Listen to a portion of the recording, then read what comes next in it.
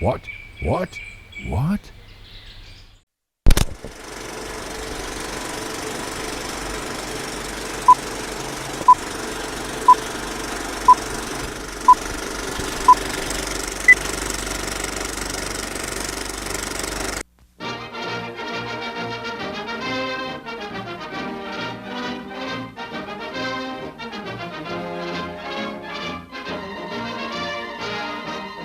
It was halfway through the year before the Allies moved the fight to liberate Europe to the west coast of France.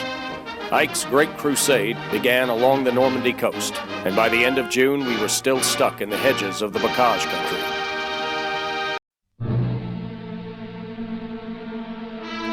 Though Anglo-American forces continued to gain ground, it was a grudging, blood-soaked slog, taking not just a physical but psychological toll on the troops. The Germans were dug in well, and they weren't going to leave France quietly.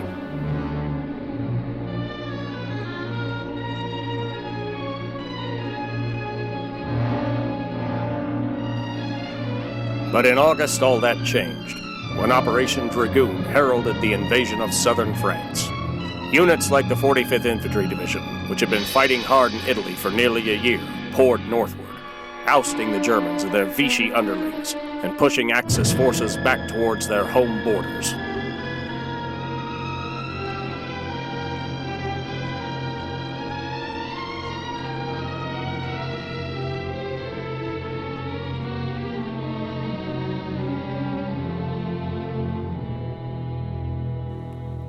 But the fight wasn't just the province of American forces.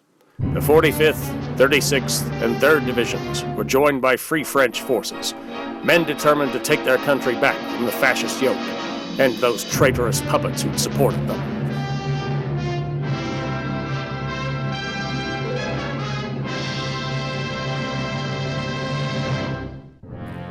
The landings went well for the Allies.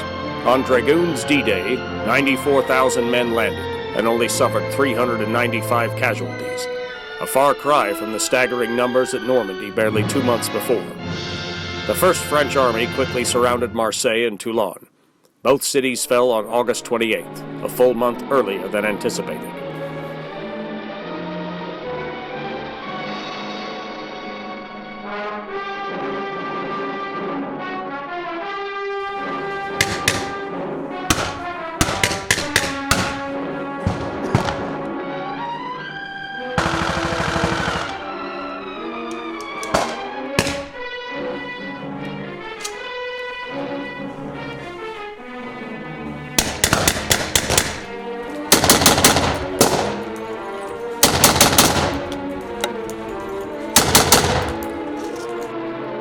Paris may have been spared, but the rest of France saw a lot of destruction.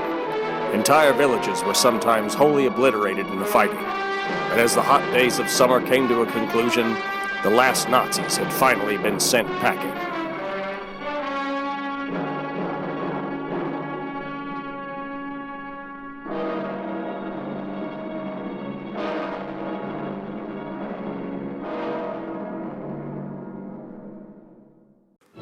September was a different story. Montgomery's bold plan to liberate Holland and bypass the Siegfried Line, allowing for an invasion of Nazi Germany from the north, didn't go as planned. Though some objectives were taken, a failure to gather adequate intelligence allowed British and Polish forces to suffer tremendous losses at Arnhem and Revue.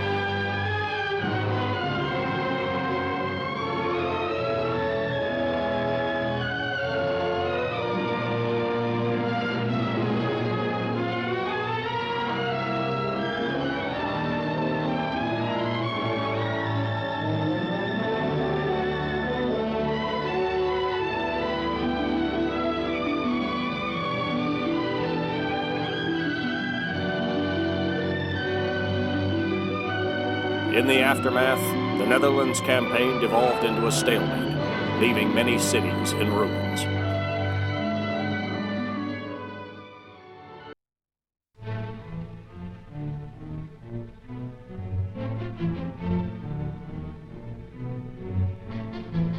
Then came December, and that bloody, bitter winter in the Ardennes forest of Belgium. It was Hitler's last desperate gamble to reach the port city of Antwerp and divide the Anglo-American alliance. A mad, insane attempt, whose sheer audacity caught all of us by surprise.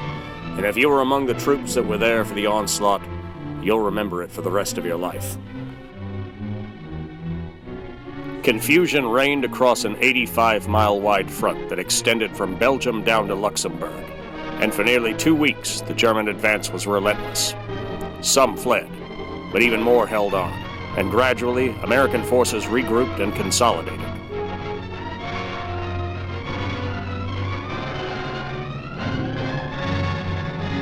While the 101st Airborne held out at Bastogne, survivors from the battered 28th, 99th, and 106th Divisions began to trickle in here and there. They brought with them horror stories of positions overrun, of atrocities committed at places like Malmedy and Wereth.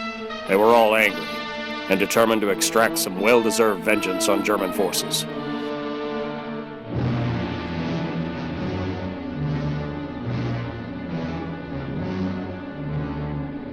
They celebrated Christmas as best they could, sharing food and supplies, and awaiting the moment when they could finally strike back, not just defend. And soon enough, there were signs that the German advance was stalling, quite literally. The Nazi panzers were running out of gas.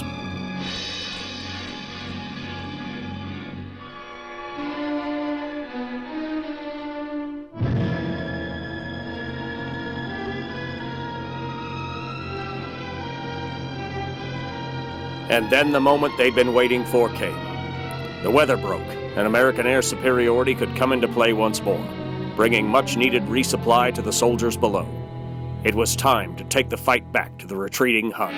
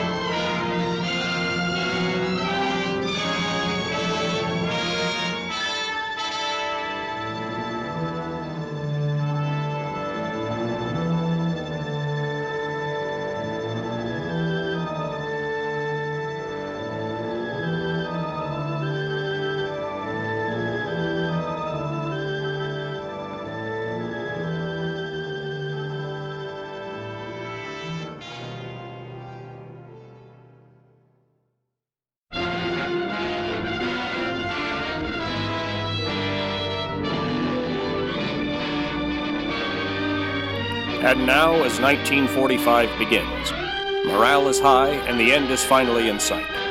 The once vaunted Nazi war machine is now trapped within its own ever-shrinking borders, with American, British, and French forces coming from the west and the Russian tide swallowing them from the east. Soon, there will be no place left for them to run, and the time of rebuilding will begin.